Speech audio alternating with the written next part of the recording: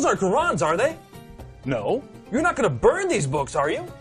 Well, the thought had crossed my mind. No! Don't burn these books. Books are filled with valuable information. Here, let me randomly pick one and open to a random page.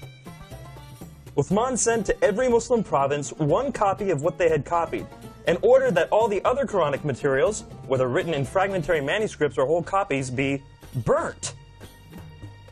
Let me see that. Uthman ordered that all other Quranic materials be burnt. So there's already been a Burn the Quran Day. But why, Nabil? I don't know, David. Perhaps one of these other books that are filled with valuable information can help. It's a good thing you didn't burn them. Let's take a look at one at random. Oh, here's one. Sahih Muslim. Abu Musa al-Ash'ari sent for the reciters of Basra. They came to him and they were 300 in number. They recited the Quran and he said, "You are the best among the inhabitants of Basra, for you are the reciters among them. So continue to recite it. But bear in mind that your reciting for a long time may not harden your hearts, as were hardened the hearts of those before you." Good.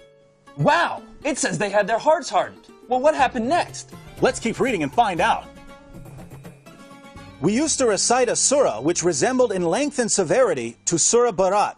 I have, however, forgotten it, with the exception of this, which I remember out of it.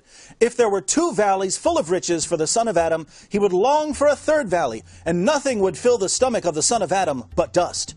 And we used to recite a surah which resembled one of the surahs of Musabihat, and I have forgotten it. So this is saying that 2 chapters of the Quran are missing because Muslims forgot them. Let me see that. You're right. This is saying that 2 entire chapters are missing because Muslims forgot them. Hey, Nabil, look at this. Ubay was the best of us in the recitation of the Quran, yet we leave some of what he recites. Ubay says, "I have taken it from the mouth of Allah's messenger and will not leave it for anything whatever." Wasn't Ubay the best reciter of the Quran? Yes! And wasn't he one of the best 4 teachers of the Quran? Yes! But he says stuff in his Quran that is not in this Quran. Let me pick a random verse from this Quran and read it. Surah 33, verse 6. The Prophet is closer to the believers than their own selves, and his wives are their mothers. Oh look, here's a footnote. In some qira'as, like that of Ubay ibn Ka'b, occur also the words, "and he is a father of them."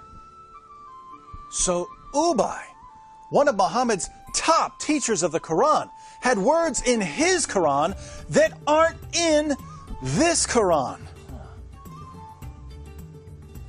But was he the top teacher of the Quran? Surely Zayd ibn Thabit, who put together the Quran we have today, was Muhammad's top Quran expert. Well, actually, Ibn Masud was the first name that Muhammad mentioned when it came to learning the Quran. You know, surely one of these books would have something about him. Oh, look, here it is. I heard the Prophet saying, "Learn the Quran from 4.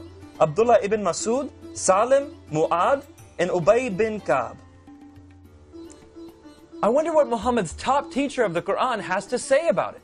Let me pick up another one of these books at random. Here's one. The people had been guilty of deceit in the reading of the Quran. I like it better to read according to the recitation of him whom I love, more than that of Zayd ibn Thabit.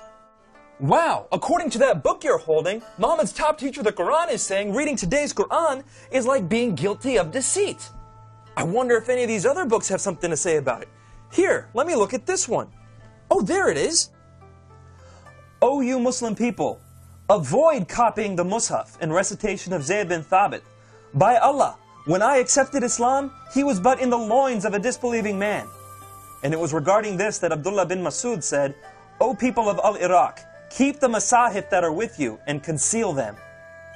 So Muhammad's top teacher of the Quran says that today's version is deceptive and that we should avoid copying and reading it. But now I'm confused, Nabil. Muslims have always told me that the Quran has been perfectly preserved right down to the letter and that the evidence proves this. That's what I was always taught. I'm sure one of these books will tell us that the Quran was perfectly preserved. How about that one? Let's see.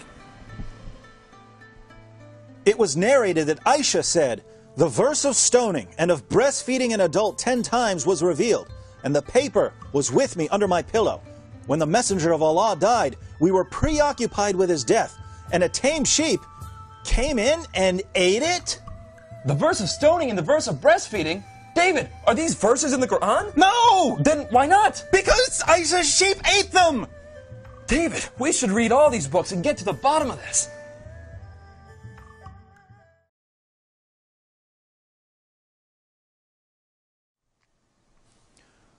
So let me see if I've got this right. Muhammad died, and no one had compiled the Quran. The people who had memorized large sections of the Quran were sent into battle by Abu Bakr, and they were slaughtered. Muslims lost a ton of the Quran that day. Abu Bakr didn't want to lose any more, and so he had Zayd ibn Thabit put together what was left and compiled it into a manuscript. And soon thereafter, people started compiling their own manuscripts, and large disputes began to happen over what should be included in the Quran. Ibn Masud had only 111 chapters in his Quran, while Ubay ibn Ka'b had 116 chapters. And Zayd, who compiled today's Quran, only had 114 chapters. According to Muslim sources, entire chapters of the Quran were lost. Large sections of chapters have been lost. Individual verses have been lost. And in the end, Uthman put together what he could, put out his own official version of the Quran, and burned all of the evidence. Wow. Sure, I'm glad that no one burned this evidence. Nabil, let's agree that we're never going to burn any book, no matter how much we disagree with it. Yes.